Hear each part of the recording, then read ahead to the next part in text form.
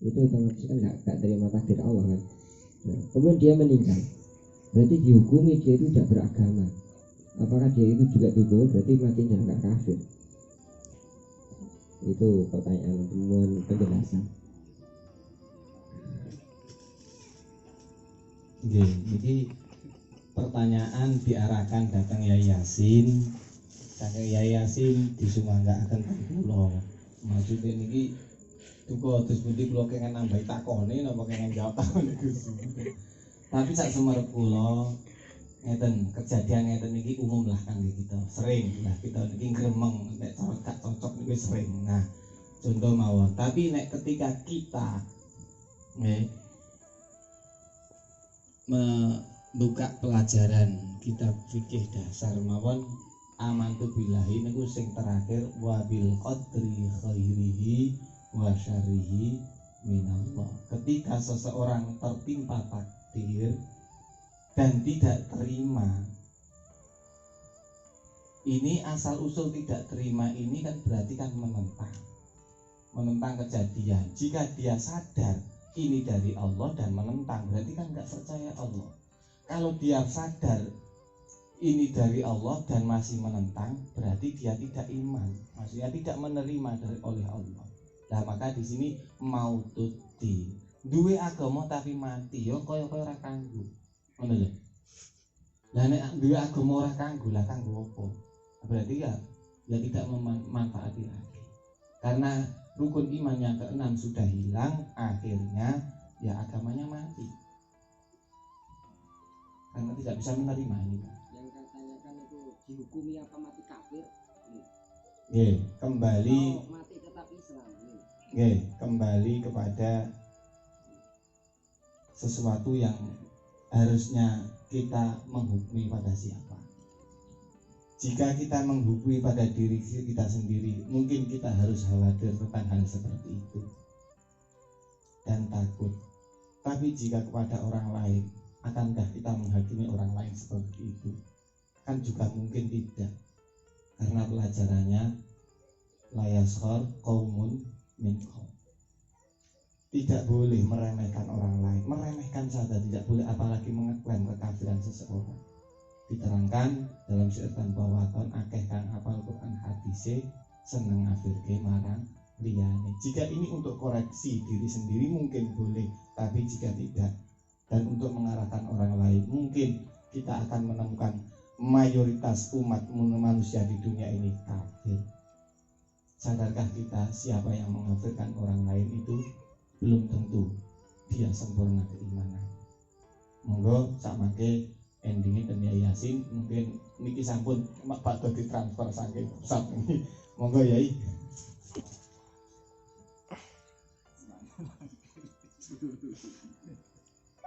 Kenapa iki?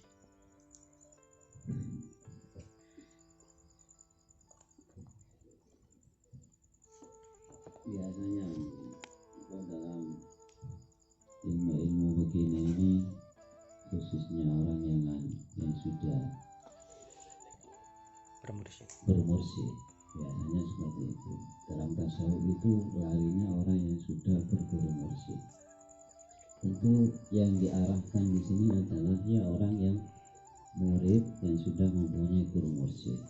Wis diajari ngono, sik ngono. Ya itulah secara hakikatnya, walaupun secara dohirnya dia itu beragama, tetapi secara hakikatnya ya enggak, karena sudah jelas yang disampaikan oleh Syekh Abdul Qadir Al-Jailani, al-i'tirad al-haqqi azza wa jalla inda nuzul Abdul Mautuddin. Setiap lafaz itu yang syariat ya harus dihakikati, setiap hakikat harus disyariati. Inilah pentingnya kita mengaji ilmu syariat dan tasawuf seperti itu, biar kita bisa mengoreksi diri, muhasabah tentang kesalahan-kesalahan kita. Ya pentingnya ngaji seperti ini. Ya secara hukum hakikatnya tetap Mautuddin secara hakikat, tapi sayangnya makanya Abi itu sering menyampaikan nek ngomong awam enggak masalah di sepuro Tetapi kalau sudah berguru mursyid sik nentang pangeran ketika keturunan takdir sing elek itu ya enggak ono ampunan. Lek wong awam ae di sepuro. Dari Nabi. Iya dia Habib, ngono ya. Kok kuwi ya? Loro. Jadi untuk orang awam ketika nggak menerima takdir kecelakaan itu ketika meninggal tetap dihukumi tetap Islam gitu ya. Iya, ada Tapi syariah. bagi orang yang bertoreko dan dia nggak terima takdir itu dan meninggal dengan itu berarti hakikinya dia kafir gitu. Kafir dalam segi dia itu syirik apa jenis itu. Secara hakikah maksudnya. Iya, tapi di situ letakannya itu dia itu karena tidak mensyukuri itu, karena tidak mensyukuri takdir. Semestinya takdir yang ditimpa kepadanya tentang takdir elek itu mesti disyukuri, harus harus diperele dulu. Oh iya, dibalik iki ono iki ini mestinya yang ngono. Nek wong sudah bernaji tasawuf mungkin begitu. Jadi paham lah. Jadi tegas lah berarti nek wong umum dalam keadaan itu sehingga meninggal tetap di Islam, tetap mati agama Islam. Tapi bagi wong yang khusus itu sudah dihukumi kafir, tapi bagi orang khusus. Tapi jasadnya dalam segi tetap Islam gitu. Ya.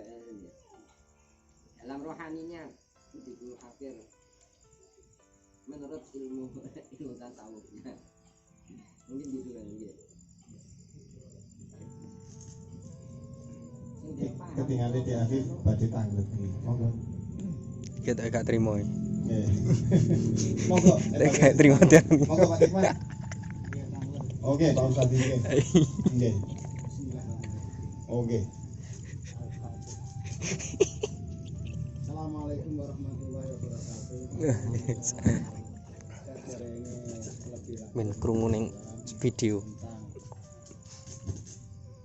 Kitab Fathatul Rabbani. Nggih. Ning video gak krungu. Soalnya nek masalah niku Islam belum tentu mukmin. Tapi nek mukmin sudah tentu Islam. Tapi nek kaya salat Jumat 3 kali nek bagi orang mukmin kan kafir. Bagi orang Islam kan belum tentu. Pak Ustadz niki memberikan sedikit penerangan sekaligus request bahwasanya ini harus dijelaskan dulu. Ini Islamkah wilayahnya ataukah wilayah iman? Kalau wilayah Islam ini hukumnya orang umum. Kalau wilayah iman orang khusus. Kitab Fathatul Rabbani ini menjelaskan tentang orang khusus apa orang umum. Ngoten nggih, bahasa niki jelas ngoten nggih. Nggih. Mboten ngoten. Makna arti kalian maknawiyah niku padha napa mboten? Nah, iki Pak Ustadz iki disetep kowe tak jelawen trek sehingga intine pertanyaane ya. Inti pertanyaan jenengan niku napa? Oh, intine sing disebut mati kafir mau. Oh, Ya. ngoten to. Nggih. Lah pokoke kedhek wau mati kafir niki napa? Wah, langsung spesifik ngoten mawon Ini gampil. enten gabungane kalih niku umpami kalau tahu hubungan sampai sholat Jumat. Nggih. Kalau orang mukmin 3 kali berturut-turut tidak menjalankan itu katanya kan kafir. Tapi kalau orang Islam masanya diarani kafir. Oh, gitu. Dengan mati mau kafir lah. Oh, ya. Berarti Ngono. kafir ini bagi siapa dan menurut ahli apa? Ngoten nggih? Loh. Kok angel menten nyimpulno pertanyaane Pak Ustadz ini nggih? Kan ngeten. Mestine kan ngeten nggih. Jika Fathatul Rabbani menerangkan tentang orang yang menentang takdir ini mati agama, mati ikhlas biar tawakal.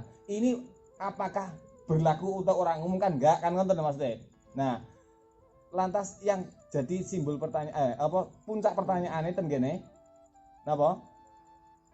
Mati kafir apa mati Muslim. nggih kan ngoten. Oh, nggih. Dadi pertanyaane mawon. Nggih. Nek menurut orang khusus niku pun jelas dihakimi niku nggih kalih Pak Yasin sampun diterangkan bahwasanya orang yang menentang takdir artinya menentang itu gak terima iku dihukumi kafir menurut hukum dalam, hukum hakikat atau hukum tasawuf. Tapi umumnya orang apa itu kafir? Belum tentu. Karena apa? Menentang itu kan bahasa dalam sebenarnya. Sebenarnya menentang itu bahasa dalam dan orang dan yang dalam itu kita tidak pernah tahu. Dan untuk menghukumi kembali pada kaidah kami menghukumi yang tertampak terlihat mata, adapun yang tak tampak biarlah Allah saja yang menghukumi. Bukankah kita sudah yakin bahwasanya Allah itu punya asma al-hakim? Lantas kalau Allah kita yakin dia punya asma al-hakim, apa awak dhewe kakak menghukumi wong? Ngono lho maksudnya. Nggih, niki terakhir. Nah, nek sampean iki percaya bertanya ini hukumnya tentang apa bahasanya tentang hukum dalam atau maknawi atau arti. Nah, niki sing saged jelasaken langkung rinci mestine Yai Yasin selaku korek saking kitab Al-Fathur Rabbani niki. Nggih. Tapi dewa pun enten penjelasan bahwasanya penentang takdir itu kafir. Karena apa? Agamanya mati. Nek bojo nggih iku kafir berarti. Agamane mati. Nek kula ora mentolo ngomong ngono. Muga lagi mati. Nah, mati kok ndak mau dilukas urip maneh. Lah ya lumung. Isa tempat mati suri. Lah sapa ngerti? Mari mati urip maneh. Jadi wong Islam maneh. Nah. Sapa ngerti gak arah jawab gak hukum. Nggih. Saya sedikit saya tambahkan untuk ini ya. Jadi materi di sini adalah Materi dalam Untuk diri sendiri. kajian tasawuf. ya. Jadi hendaknya apapun yang ditanyakan nanti jawabannya jawaban Tasawuf. tentang tasawuf, bukan Tentang syariat. tentang syariat lagi. Karena syariat sudah lewat jamnya. Iya. Gitu. Oh nggih. Karena sudah malam ini babakan jeroan. Tambah ngelangit. Supaya lebih fokus untuk Dan spesifik. ya lebih fokus untuk bahas tentang kitab Rabbani. Jadi setiap pertanyaan mungkin nanti diarahkan ke kajian sisi tasawufnya. Terima kasih. Enten pertanyaan saking itu, monggo. Ibu, agama itu ada komponennya. Ono telu macamnya agama ono wilayah iman, Islam, iman, ihsan. Dari sudut pandang Islam kah? Nah nek ra patek pasrah berarti ora patek Islam. Nah nek kula gawe ra patek ngono wae, terus mari ngono, nah nek ora patek percaya takdir Gusti Allah berarti ora patek iman. Nah nek ora dadi wong ihsan itu senantiasa berbuat ya kebaikan. Nah kebaikan jika arahnya kepada Allah itu kaidahnya seperti apa? Nggih, antak budallaha ka'annaka taro. Berarti nek ketiban musibah lah kowe tok pangeran sing nibakno, lah kok ora trimo, lah yo lah terus piye? Yo kok yo ora iso. Lah umpama kok ora percaya berarti ora iman, nah nek ora pasrah ora Islam, nah nek ora ketok kaya ngono berarti ora ihsan. Mula matine agama sebab ora nrimo takdire Gusti Allah niki sebenarnya wis gak perlu disarai maneh, gak perlu dijelasno maneh, gak perlu dikei contoh maneh, asline ngono. Ya pokoke nalika ketiban takdire Gusti Allah ati ra trima iki agamane sedang sekarat. Luwung muga-muga oleh tampa, nek ora oleh berarti Mati. ya mati temenan. Nek mati temenan kok sak awake mati ya wassalam. Wow alam. Monggo Pak Dikman nggih.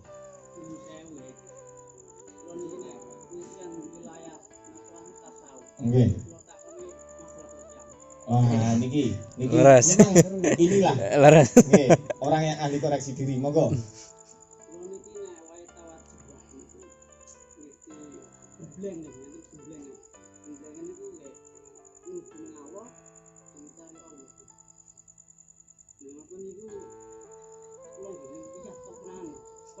tapi sholat Iya. itu mboten bakat niku Iya. di luar banyak kali sholat oh nggih sholat niaten melengkap nggih nopo niki nggih sahabat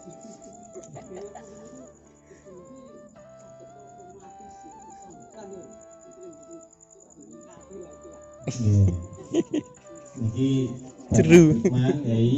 Bapak Dikman mengeluhkan permasalahan pribadi, ingin sesuatu yang instan, piye carane otomatis gak sambatan, sholat ya iso khusyuk, pokoknya niat iso terus sekali ngulon terus lurus gak ngalor gak ngidul utawa maneh balik kucing. Nah, iki Pikire kusuk.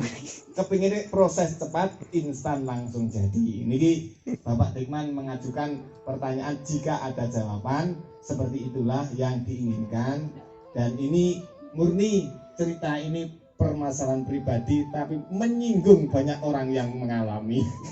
Apa yang alami? Ya niki pertanyaan iki koyoke awake dhewe masalahe tapi asih kancane kaplok kabeh kowe yo ngono. Asline kan ngerti ngomong ngono cuma ya sopane niki didulitno nganggo guyone. Nggih, sampun. Monggo Yai.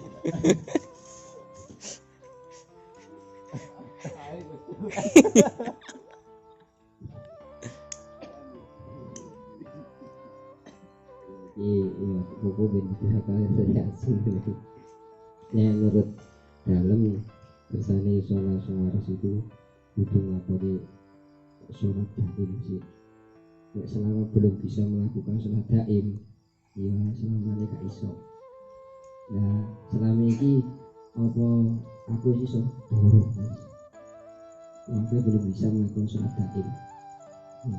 Sholat daim itu intinya ingat Allah di luar sholat fardu 24 jam gak ada waktu itu ingat terus Allah.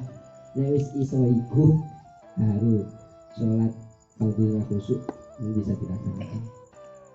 Nek durung iso iku menurut kula dereng saged sholat khusyuk. Tidak akan kecuali bermursyid. Itu sebenarnya seperti itu. Jadi sewaktu kita sholat itu tujuan daripada sholat itu apa? Menghadap Allah. Ya benar Mas Iman ya. Dimana kita bisa mengenal Allah kalau kita tidak mengenal diri kita sendiri. Jadi kalau kita mau sholat menghadap Allah, paling enggak kita bisa kenal siapa diri kita. Karena sejatinya dari kita itu adalah kalau kita bisa mengenal diri kita, siapa kita, bahwa kita sebenarnya adalah hamba. Kalau kita sadar bahwa kita itu adalah hamba dan mengenal diri kita, maka itu akan proses menuju kita akan nanti akan mengenal siapa Allah. Dan di situ nanti perjalanan itu ya memang harus dibimbing oleh guru mursyid. Dari perjalanan itu ya bisa prosesnya bisa lama bisa cepat, tergantung daripada keyakinan kita.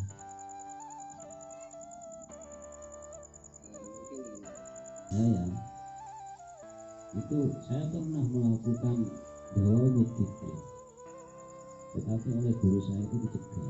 Ya mungkin karena ujungnya akan mengakibatkan fatal karena tidak ada bimbingan. Saya melakukan hal seperti itu. Ketika itu saya mengikuti kitab yang ada. Ternyata setelah ditelusuri lagi bahwa dzikir itu memang dibutuhkan guru pembimbing, yaitu bimbing dawamut dzikir.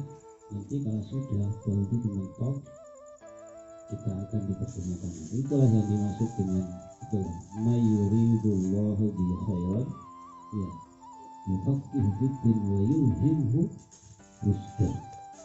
Rusda wa yulhimhu rusda itu akan dipertemukan oleh guru mursyid. Jika Allah itu menghendaki seseorang itu baik, maka Allah akan mempertajam keilmuannya, memperdalam keilmuannya, dan akan dipertemukan oleh guru mursyid. Itu kuncinya seperti itu. Nggih, jawaban ingkang saged ditampi kagem pertanyaanipun Mas Dikman. Satu, sholat yang nggak bisa khusyuk, nggak bisa fokus. Jawaban pertama dari Yasin, kita harus bermursyid. Dan jawaban dari Pak Taufik, jika kita belum mengenal diri kita dan mengenal Allah yang kita sembah, lantas bagaimana kita bisa khusyuk? Nggak khusyuk, nggak kenal siapa yang kita sembah, dan yang menyembah pun nggak kenal siapa dirinya, yaitu mengakibatkan kurang fokus. Jika syarat yang bermursyid itu sudah dilakukan, maka menurut Pak Taufik, sudahkah engkau bermursyid itu sungguh-sungguh bermursyid atau sekedar embel-embel status saja? Itu pertegas dari Pak Taufik, sehingga jika pelakuannya setengah-setengah, ya masih setengah-setengah hasilnya. Jika perlakuannya sudah baik dan benar, itu masih proses mencapai sholat khusyuk, yaitu proses mengenal jati diri dan mengenal al-haq Tuhan yang kita sembah. Niku jawaban saking Pak Taufik. Allah namung nyimpulaken mawon napa ingkang dados jawabanipun. Nah, salah satu hal ingkang jawaban terakhir saking Yasin nggih menika, ketika orang itu dikehendaki oleh Allah menjadi orang baik, maka ilmunya akan dipertajam masalah agama dan akan diberi ilham petunjuknya, yaitu akan dipertemukan dengan seorang guru mursyid. Lah, berbaik sangkalah dan banyak berdoa mawon nek kangge kula niki mugi-mugi kita saged dadi murid sing bener-bener murid, diakui murid, sehingga kita niki saged menggapai sholat khusyuk. Mboten kata masalah sing lebete sholat melok-melok misi, benar-benar hanya Allah yang mengisi hati kita waktu kita saat kita sholat. Syukur-syukur bisa sholat da'i, zikir da'i, ini itu langgeng terus menerus.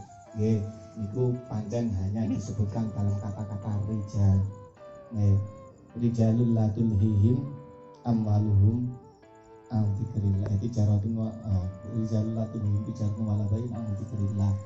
Itu hanya kata-kata jago-jago yang tidak disibukkan oleh dagangan dan perniagaan dari mengingat Allah. Nah, hanya orang-orang yang hebat tersebut yang masuk kategori niku sholate khusyuk. Apa sing dilakoni nek njaba tidak merubah keadaan dalam. Memang itu hanya orang-orang terlatih dan terpilih.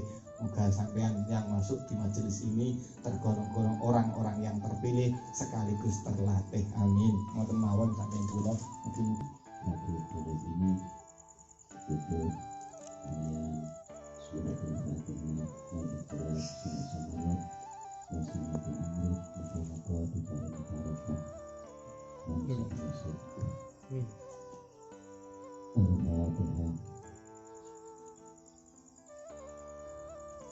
Al-Ikhlas. Al-Ikhlas. Al-Ikhlas. Allahumma sholli wa sallim ala Ahmad wa Muhammadin khalqi wa ashabihi khalqi wa ala khalqi wa ala nafsi wa sallallahu wa sallam ala kalimatik. Nas'aluka Allahumma bil haqqi wa bil hadi wa sunnati wa bil jannati wa bil rahmati wa bil Allahumma sholli wa sallim ala sayyidina Muhammadin fil awwalin wal akhirin. Allahumma sholli wa sallim ala sayyidina Muhammadin fil kulli waqtin wa hin. Allahumma sholli wa sallim ala sayyidina Muhammadin wa ala alihi wa sahbihi wa sallam. Allahumma ja'alna ووالدينا وزوجاتنا وأولادنا وتلاميذنا وتلاميذنا من أهل العلم وأهل الخير، واجعلنا وإياهم من عبادك الصالحين الصالحين العاشقين العارفين الربانيين، واجعلنا وخيرهم من الذين خوف عليهم ولا تحزن. رب فاجعل متبعنا ذلك حسن الختام وقنا ما تسعنا من عذاب النار. ربنا هب لنا من ازواجنا وذرياتنا قرة اعين واجعلنا للمتقين اماما. ربنا آتنا في الدنيا حسنة ya aziz ya ghafar ya rabbal alamin. Wassallallahu ala sayyidina Muhammad wa ala alihi wasallam. Alhamdulillahi rabbil alamin. Alhamdulillahi rajai rabbil alamin maqsudi bi kulli waqtin wa hinin wa hal